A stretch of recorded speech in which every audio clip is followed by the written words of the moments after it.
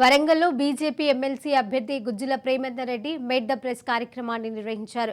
వరంగల్, కాజీపేట, రామప్ప జిల్లాల 35 అసెంబ్లీ స్థానాలలో బీజేపీకి ప్రజాప్రతినిధులు లేరని ప్రేమేందర్ అన్నారు. అయినా కేంద్ర ప్రభుత్వ నిధులతో అనేక అభివృద్ధి సంక్షేమ కార్యక్రమాలు చేస్తామన్న అభ్యర్థి కాజీపేటలో రైల్వే వ్యాగన్ పరిశ్రమ, టెక్స్టైల్ పార్క్, సమ్మక్క సారక్క గిరిజన యూనివర్సిటీ నెలకొల్పుతామని హామీ ఇచ్చారు.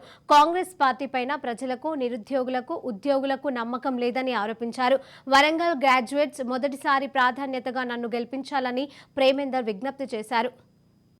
ప్రభుత్వం రాబోతుంది కాబట్టి ఇక్కడ మరి మన యొక్క రాజకీయ చైతన్యానికి మరో పేరు మన వరంగల్ గడ్డ. అనేక కీలక నిర్ణయాలు, అనేక కీలక ఉద్యమాలకు ఇది పుట్టిన గడ్డ. దేశమంతా నరేంద్ర మోడీ వెనుక ర్యాలీ అవుతున్నప్పుడు విద్యావంతులు, మేధావులు, పట్టభద్రులైన మనం నరేంద్ర మోడీ గారికి ఒక కానుకగా ఈ పట్టభద్రుల యొక్క నియోజకవర్గంలో నన్ను ఎమ్మెల్సీగా గెలిపించి మీ మొదటి ప్రాధాన్యత ఓటు వేసి బ్యాలెట్ పేపర్లో మొట్టమొదటి పేరు పక్కన 1 అని వేసి నన్ను గెలిపించవలసిందిగా నరేంద్ర మోడీ గారి వెంట ఇక్కడున్న యొక్క మేధావులందరూ, విద్యావంతులు మేము మీ వెంట ఉన్నామనే సంకేతం ఇవ్వాల్సిందిగా నేను సవినయంగా మనవి చేస్తున్నాను.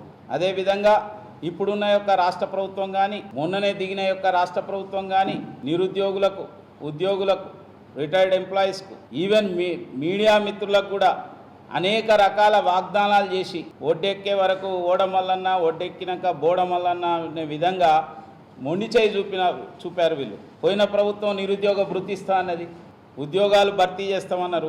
317 జీవో తీసుకొచ్చి అనేక మందిని తీవ్రమైన ఇబ్బందికి గురి చేసిండ్రు. 416 జీవో తీసుకొచ్చిండ్రు.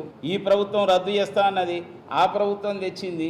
ఎవరు దాన్ని ఇంతవరకు ఏమీ చేయలేదు. అది రద్దు కావాలని ఇవాళ ముక్త కంఠంతో ఇవాళ నిరుద్యోగులు, ఉద్యోగులు అందరూ కూడా, మేధావంతులు, విద్యావంతులు అందరూ